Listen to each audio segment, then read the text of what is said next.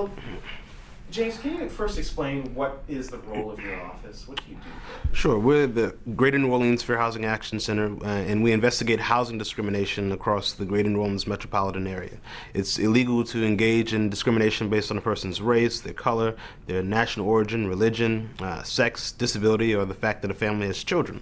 So we look at issues that fall under that umbrella, and particularly individual issues. So if an individual landlord engages in discrimination, then we'll take on the case and investigate and perhaps file a lawsuit if we can prove discrimination. But we also look at bigger systemic issues. And so if a municipality or a large apartment complex or even the state or even the federal government engages in discrimination, then we'll step in and try to thwart that discrimination. Post-Katrina, what are some of the bigger issues you are dealing with right now? Well, the biggest problem is frankly that systemic discrimination that I've described, because what we've seen is that federal, well, not so much federal, but legislative bodies have attempted to legislate discrimination, if you will.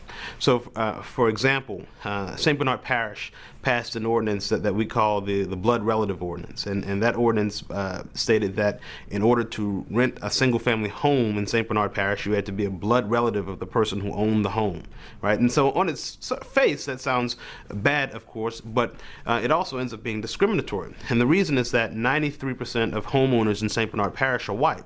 So the result is that African Americans, Latinos, Asian Americans wouldn't be able to rent single-family homes in St. Bernard Parish. So they end up essentially legislating discrimination. So we step in and file a lawsuit against St. Bernard Parish and force them to remove that ordinance.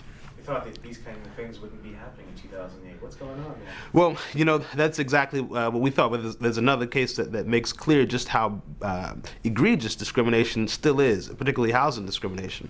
After the storm, I got a call from someone who was looking for housing. He had gone to a website, and he saw some really troubling advertisements, and so he sends the advertisements over to me, and I take a look at them. And the first one that I read is from a website called katrinahousing.org, right? So it's set up to help evacuees.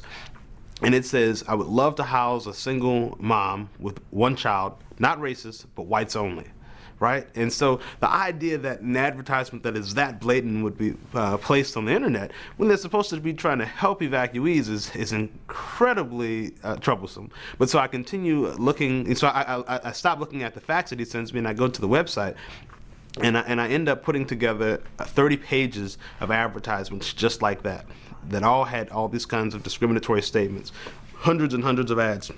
And then it turned out to not be simply that one website, but there were other websites. And in particular, there was a website called DHR Online, Disaster Housing Relief Online. And the problem with that website is that it was FEMA funded and FEMA sponsored. Right, so when an evacuee applied for housing assistance, if they did it online, then they would automatically be prompted to this website that, of course, had more discriminatory advertisements. But it looked like it was endorsed by the federal government. It not looked like it was.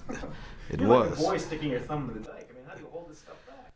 Well, you can't hold it all back, and that really became the problem for our office. We had at that time a very small staff, and we still do. But at that time, everyone's home had been damaged, if not destroyed by the hurricane, and so for the most part, folks said that they couldn't come back. So it was only the staff attorney and myself that agreed to return and to take on these housing discrimination issues. And so we had to make a conscious effort to let some of the smaller individual issues slide by and really focus on those systemic cases.